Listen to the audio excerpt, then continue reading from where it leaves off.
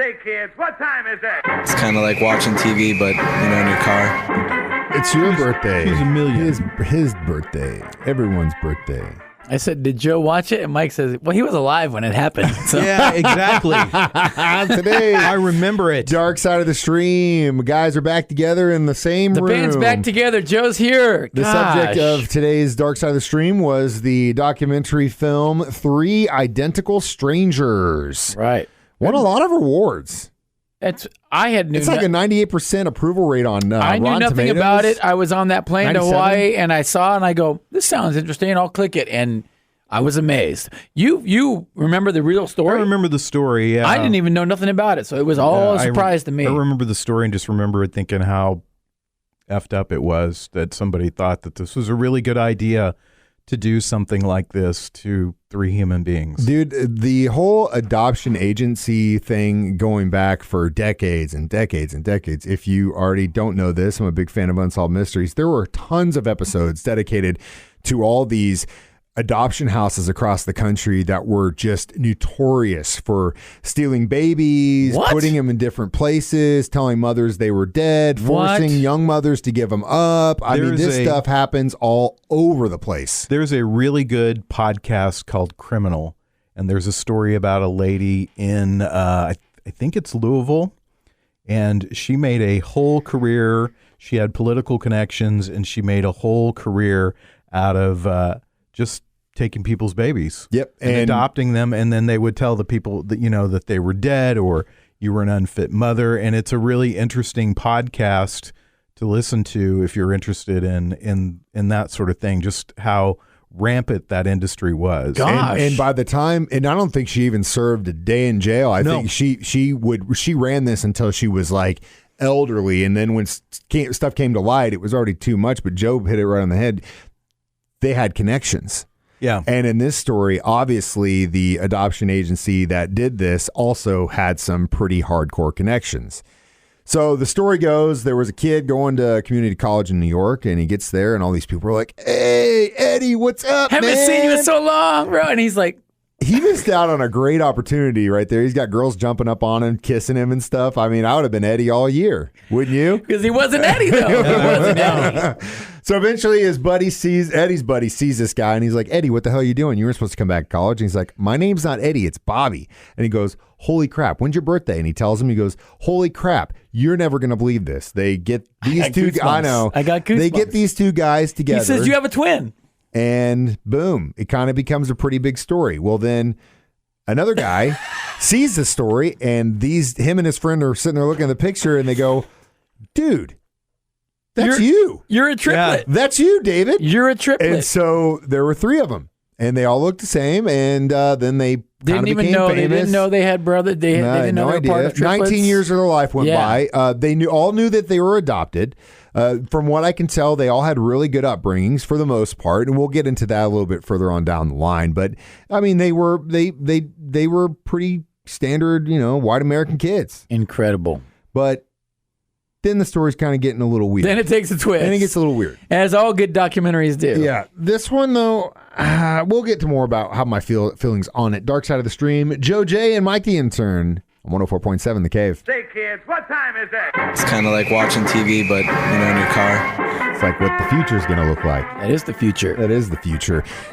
Dark Side of the Stream. Joe Westen, Jay Stevens, Mike the Intern in the studio discussing the documentary film 3 Identical Strangers. Which was my pick, by the way, Joe, since you weren't here. Very good pick. Yeah, well, it's not as dark as Abducted in Plain Sight, but it does have a twist in it. It does have a twist, and I was going to say thank you for not sending me down that rabbit hole of some freaking nightmare stuff. By the way, I hope that everybody did watch that Abducted in Plain Sight. If you ever see Jay Stevens on the street and you want to punch him as hard as you can in the gut, go ahead. No, I won't stop you. Violence is not the answer. Give him a big gut punch for you can peaceful protest. You can peaceful protest with me. This one I will tell you is a lot lighter. It kind of gets a little dark at one point, but again, I was just gonna say, you were kind of saying that you got bored with that tractor trailer documentary. Yeah. You're like, so you could have been about one? 30 minutes. So I felt the same way about this one. I could maybe see that. Now, see, I was stuck on a plane, so I had no option. Yeah, and again, I was at home. My team had just lost a game. I wasn't in the greatest mood in the world. It's a terrible then I was like, I got to watch Jay's documentary now. So I put it on.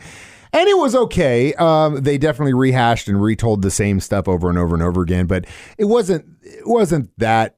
And it's a remarkable story, but at the same time, I guess we'll get right into it. The brothers then start going into, hey, how did this happen? How did you separate? Why did you separate three? And the parents were actually more upset because at least one of them said that, you know what, I would have taken all three, because the adoption house was like, look, we didn't think you could take up three. Most families won't do that. And they're like, you didn't even ask us and you made that choice for us.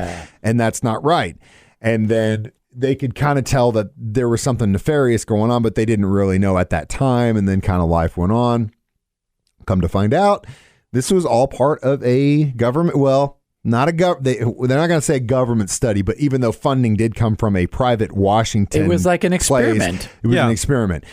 And basically the idea was that they were trying to figure out nature versus nurture, that classic argument, and using these three identical twins that are all got the same makeup genetically, put them in three different locations, three different places, and follow them and study three different household types, you know? See what happens. How would you like to wake up one day and realize your life was an experiment? I'd be a little mad. That somebody has played more or less God with your life. That they've chosen things for you. Let's go back if we want to talk about what the screwed up things the United States government has done to individuals as far as experiments go. Well, let's just answer that question with the Unabomber, because the Unabomber was psychologically tortured with LSD while he was at Berkeley for years. And this is documented. And this is well documented stuff. And there's new findings. That guys did this. New findings that also Manson was part of this as well. There's a whole new book and movie about this. And it really came back to bite him, because, I mean, you torture a brilliant mind like that, and you're going to get what you get. And we got the Unabomber. And I'm not saying that that's all directly because of what they did to him in college, but at the same time, what they did to him in college sure didn't help out the end result. Your tinfoil hat's a little off to the left. Whoa! Do you not know about that study? Yeah. You don't know? Okay, so Unabomber, Kaczynski goes to Berkeley. He's one of the youngest guys ever to be given as a professor. At the same time, his, I guess, boss or protege, they started lacing his stuff with LSD. And then they started this basically realm of psychological torture. It was like basically gaslighting him. And they did this for years. Joe's face right now. It's crazy. That your government is doing that to people. That is the new Tuskegee picture. Airmen. I mean, we could go down the line of. Wait, we need to shoot a new stuff. promo picture for Dark Side of the Stream. All of us with tinfoil hats on. I'll wear it, dude. You'll wear it. But to get back onto this documentary, they did the same thing to these guys, and it wasn't just these three kids. There was another pair of girls, huge case, and then they of it. went and found one of the guys that was involved with going to these houses when they were growing up and studying. He had all the notes about these kids and what they were like. Yeah, they would come and visit. Stuff. Yeah, he would come visit. His doctor would come and visit. I don't see the parents then say, "Hey, what's up with this guy? What's his life?" Coming back and checking. Yeah, right, but they did, and at the end, you hear that there's probably several more that don't even know that they're tons out there. that they don't even know they're twins. If you were adopted, you could have a twin or triplet. Crazy. Are you adopted? No. Are you adopted? No. I had to actually think about it for a second. My dad always said I belong to the postman. That's what he always said. Well, I would, judging by my hair, I would think maybe the UPS guy on my back. That's wrong. You don't wear brown, you wear black. It's Dark Side of the Stream on 104.7 The Cave. Say, kids, what time is it? It's kind of like watching TV, but, in your car. Mike the Intern, Jay Stevens, Joe Weston back in the studio today. Dark Side of the Stream discussing three identical strangers. So, Joe, you remember the original when this actually went down, huh? Yeah, I do. I think there was a 60 Minutes story yeah, it looked like they were on some TV Phil shows, talk Donahue? shows. Yeah. This was before my time, though, Yeah, it's crazy that something like that would happen. But, as Mike said, there's crazier things that happen in this world that we don't know about. Yeah, that we don't know. But yeah, so go down the line. They go to the adoption house. They're like, yeah, we just didn't think you guys could take this on. Well, then they do a little bit more detective work and find out that there was a doctor trying to do a study on nature versus nurture. And those records and studies have been sealed to 2066.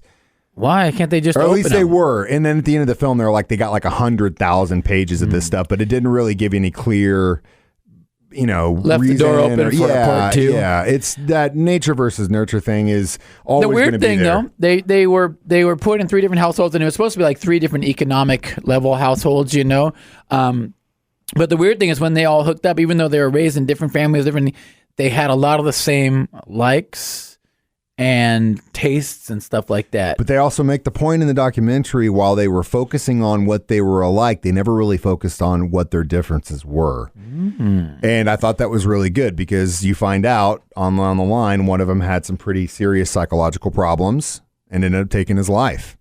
And that was part of this. Spoiler alert. This thing that came out was that a lot of the people involved in this study, these kids, when they were separated, all 3 of them, their parents reported them of just sitting in their crib and banging their head against the wall. Yeah, right. And they couldn't figure out why they would do it. And you can't, as a raising parent, there could be a million different things. Well, it wasn't just these 3 kids that went through psychological problems after they were separated. Now, that could be hereditary, but again, this study didn't help their situation. No, not at all. You brought up an interesting point because I think it's really interesting when you watch a documentary or you watch any sort of educational show, you can be pushed in one direction. 100%. Yeah. Oh, yeah. I mean, You can be pushed in a direction and you can be manipulated in that direction to believe that, the story about the guy, I forget the name of the documentary. I think everybody's seen it. Making a Murder. Making Murder. There was a lot of evidence that those documentary people, I'm not saying that he's not innocent, but there's a lot of evidence that they chose to exclude. And it's completely subjective from that documentary. All of them. If you watch the one about going vegan 100% and all these weightlifters and Olympians, that one swayed as well. Everyone, when they make a documentary, wants to tell a story. When you want to tell a story, you're going to have to pick, you're going to have to pick a path, and that's subjective. And again, as much as you want to try to tell both sides, everyone's got an opinion on this thing, and you're right. It's hard to be objective. Yeah, it's especially when you're involved, even though documentary is supposed to be journalism-esque, it's still art in a form. Yeah, it's got to be an entertainment show. It's you got to pull them and you got to tell your side of the story. What blew my mind was they found the assistant of the doctor who was doing this study, the Swedish girl. Real, oh my God, I love those accents. And she was probably in her 70s, but still, I love those accents.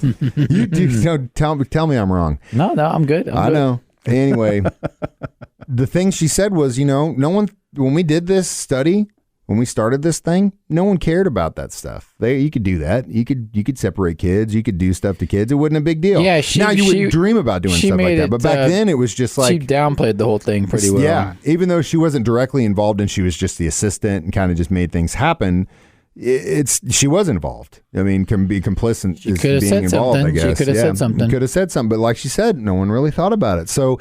They party in the 80s. They get an apartment together. They start a business together. Yeah, but these guys were living large for a little while. One thing they didn't really count on was the idea that as brothers, and if you have a brother, you know this very well, that you've got to learn how to live with each other. And that's growing up together, fighting with each other, understanding each other's boundaries, where you stand with each other. It's brother relationship is interesting. And when you throw 3 guys, they missed out on 19 years of happiness together, but they also missed out on 19 years of understanding each other, fighting with each other. And like I said, understanding each other's differences, even though they were twins.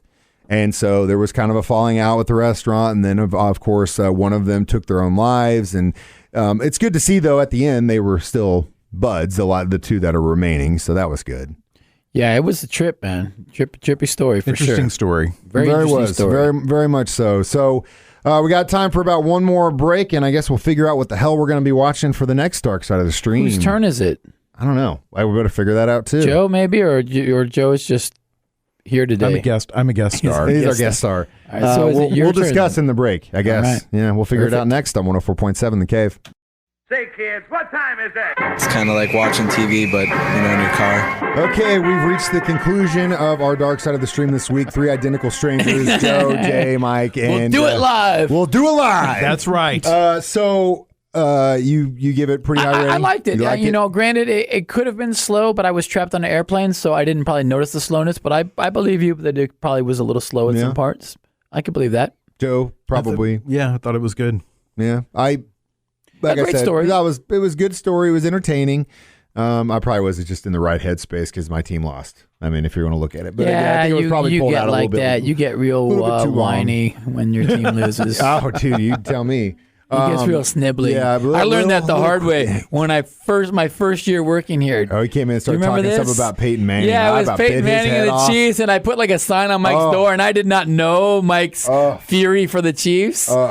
Oh, he was so mad for like a week. Huge mistake. Yeah. Huge mistake. All right. So, yeah, check it out. Three Identical Strangers. It's on Netflix. Hulu. I think it's on Hulu. Are you Yeah. watching Hulu? Yeah, okay. Or it's on an airplane. Yes, obviously. Or if you're flying to Hawaii, man. If you're it's going to right Hawaii, there. man, you Just might be click able to play. find it there. Be great. What are we watching, Mike? It's Halloween time, you know, and as I mentioned, my wife and I have a little bit of a thing where we watch horror movies every night. Last night we watched Prince of Darkness, one of my favorites from John Carpenter, which I think Carpenter's probably my favorite director Did you of all watch? Really? time. Yeah. Did you John watch Carpenter? Yep. Did you watch David S. Pumpkin's Yeah. Halloween special? John Carpenter. I think he's my favorite. I mean, even though Dawn of the Dead is my favorite movie, Oh, okay. Did you watch Carpenter's my David favorite. S. Pumpkin's Halloween special? I will. Is We'll that on get your there. list? It's on the list. I More than watched it. Alfred I watched Hitchcock? it yesterday. Huh? More than Alfred Hitchcock? Yeah. Joe, As far as watchability Joe goes, playing the old yeah. man card, Alfred Hitchcock. Yeah, I mean it's like records, like Back in Black and For Those About to Rock and Dirty Deeds. Those are the pinnacle AC/DC records. But my favorite's Powerage. It's the one I always listen to. It's the one I always go back to. It's the one that resonates the most with me. Prince of Darkness is hokey in parts, but I could watch it and go to sleep every night. Dawn of the Dead, same thing. I could literally watch that movie every day. They Live, same thing. David Fincher? No, not even close. Carpenter's the Really? man. No. I love Wes David- Craven. I love David Fincher. Craven's okay too, but it's Carpenter, man. Carpenter just he resonates with me. I like his style. I like his storytelling. Of course, soundtracks are amazing. It's just he does a good job of telling stories. Now, did he do great every time? Rob Zombie. Not bad. Again, Oh, I'm throwing out the only names I know: Wes Carpenter. Craven and Rob Zombie. this is I have a film degree. This is hurting me. No. This, my soul is You like... have a film are degree? you excited? Hey, Mr. Film Degree, are you excited about that Mank movie? You know what that is? I haven't heard Okay, of it. so the guy who Are we co-wrote, recording still? The guy who Are we on co-wrote there? Citizen Kane. Yeah. With well, Orson Welles. Yeah. It's the story about his life. Joseph Mankiewicz. Yeah, and about how just kind of, even for like that time of Hollywood, he was just off his rocker. But Yeah. dude was an amazing writer. And his brothers and I guess his kid or His something. were grandson's also still alive, writer, and he yeah. works for TCM. And really good writers. And it just tells the story about that. Trent Reznor and Atticus Ross are doing the soundtrack, but it's going to be in the style of that era. So it's not going to be like synth out stuff. It's like actual jazz, and oh my god, I cannot wait. I think it's gonna be phenomenal. That preview looks great. I think it's old. I think Gary Oldman plays him. Oh, really? Mank. Yeah, Interesting. I think that's. I love Gary Pretty Oldman. sure about that. But anyway, back to what we started talking about. What's the next documentary? Since we're in the whole, Spooky. Halloween spooky time, I figured let's do a horror documentary, and there is one that was released a couple years ago called Demon House, which basically tells a story about a paranormal investigator that buys this really famous haunted house in Gary, Indiana, and basically talks the story about all the hauntings in it and the investigation they did about this house. Is Zach Baggins in it? Actually, Is Zach Baggins? Who's Zach Baggins? Oh, he's Ghost I was going to say Gary, Indiana. actually- Ghost Gary, Adventures. Indiana. Is it Michael Actually, Jackson's do you know who bought the childhood house? home? Zach Baggins? Mr. Zach Baggins. Oh, okay, all right. So Joe's Oh, pumped. Zach Baggins. How do you guys Joe's know this pumped. guy? Who's Zach? Joe is pumped. Ghost He's paranormal- Adventures. Yeah, Ghost Hunters. He's from L.A. He's from Las Vegas. I'm He's sorry. a paranormal investigator, ghost hunters dude. So He's yeah, kind it's of gonna a be freaky good. guy. Kind of freaky dude. But He's again, the Jay Stevens. Jay's Oh, gonna, the Ghost World? World. Yes. I'm gonna get a phone call sometime this week, and Jay's gonna be like, "Mike, come to my house, man, and I'm getting scared." Is it freaky? All right, I'm in. We'll see. Doesn't have really good ratings, but I guess we'll be the judge of that. We will be the judge of that. Dark Side of the Stream on 104.7 The Cave.